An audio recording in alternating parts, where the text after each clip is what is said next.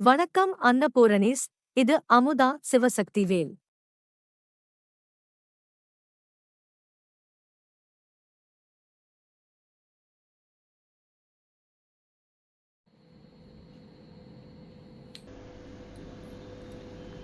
கோவா எடுத்துக்கோங்க. அதில் கொஞ்சம் மைதா போட்டு கொஞ்சம் கொஞ்சமாக மைதா போட்டு பிசையணும். இந்த மாதிரி நல்லா பிசைஞ்சிக்கோங்க. இன்னும் கொஞ்சம் மைதா ஆட் பண்ணிக்கோங்க. கையில் ஒட்டுற மாதிரி இருந்துச்சுன்னா நீங்கள் கொஞ்சம் ஆட் பண்ணிக்கலாம்.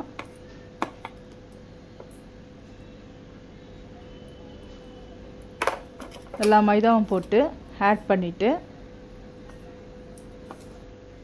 நெய்யை போட்டு நல்லா இது பண்ணிக்கோங்க. பிசைஞ்சு ஒரு 5 நிமிஷம் வெயிட் பண்ணிவிட்டு அதுக்கப்புறம் நம்ம உருண்டையை போட்டுக்கலாம். இப்போ உருண்டை போட ஆரம்பிக்கிறேன். உருண்டை போட்டு முடிச்சாச்சு. ஸ்டவ் ஆன் பண்ணிக்கோங்க. ஒரு பவுலில் 1/2 கிளாஸ் தண்ணி ஊற்றி அதில் சர்க்கரையை போட்டு இப்போ நம்ம பாகு காய்ச்ச போகிறோம். Goa ready, gulab jam ready பண்ணுறதுக்கு.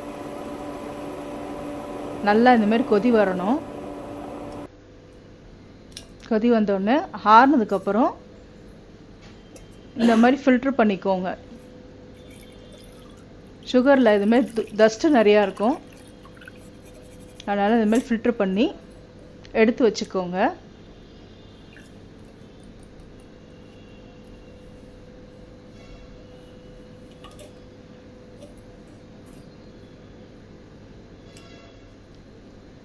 அதில் 1 டீஸ்பூன் ஏலக்காய் தூள் போடுங்க.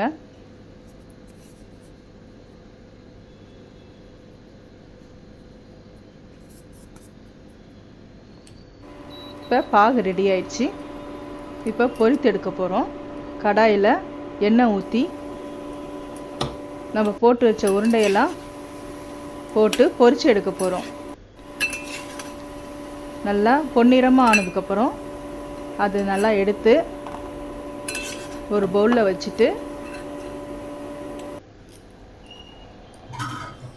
ஆறுனதுக்கப்புறம் பாகில் போட்டு எடுக்க போகிறோம். ரெடி.